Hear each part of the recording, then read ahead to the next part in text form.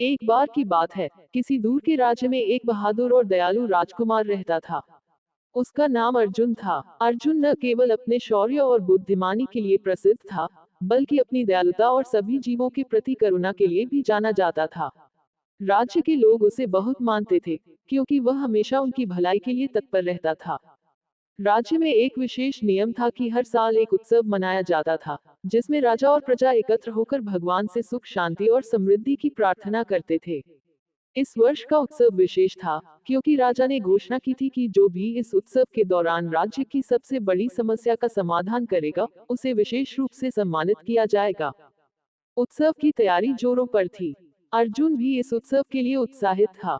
उसने सोचा कि इस बार वह राज्य की सबसे बड़ी समस्या का समाधान करके अपने पिता, राजा चंद्रसेन, को गर्व महसूस कराएगा।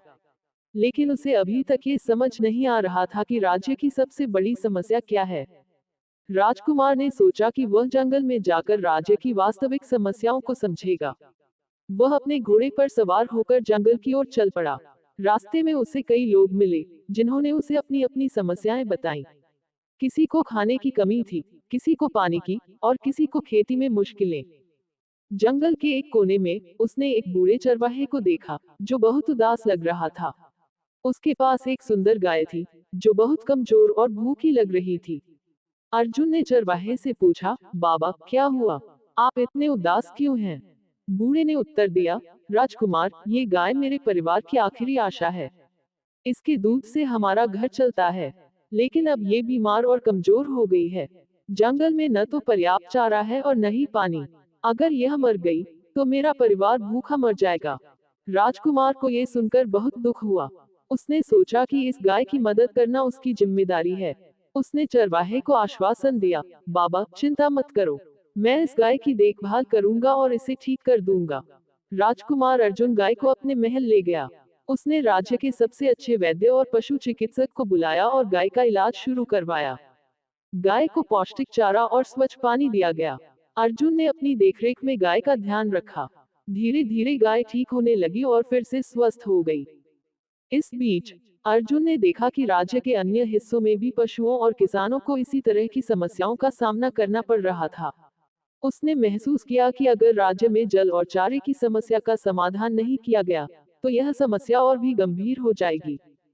राजकुमार ने इस समस्या के समाधान के लिए एक योजना बनाई। उसने राज्य के सभी गांवों में तालाब खुदवाने और वर्षा जल को संरक्षित करने के लिए विशेष अभियान चलाया।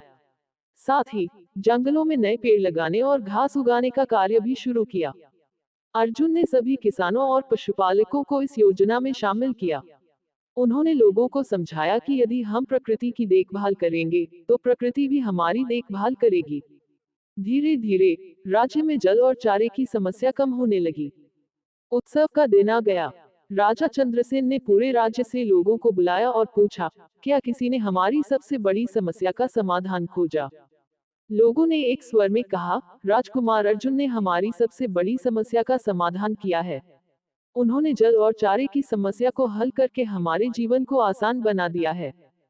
राजा ने गर्व से अर्जुन को बुलाया और कहा, पुत्र, तुमने अपनी बुद्धिमानी और दयालुता से यह सिद्ध कर दिया है कि तुम एक सच्चे राजकुमार हो। मैं तुम्हें इस विशेष सम्मान से नवाजता हूँ। बूढ़ा चरवाहा भी उत्सव में आया था। उसने अर्जुन को धन्यवाद दिया और कहा, राजकुमार, आपने मेरी गाय को बचाकर न केवल मेरे परिवार की बल्कि पूरे राज्य की भलाई की है। भगवान आपको हमेशा खुश रखें। राजकुमार अर्जुन की दयालुता और कर्मठता के कारण राज्य में सुख शांति का माहौल बन गया। लोग उसे और भी अधिक प्यार और सम्मान देने लगे।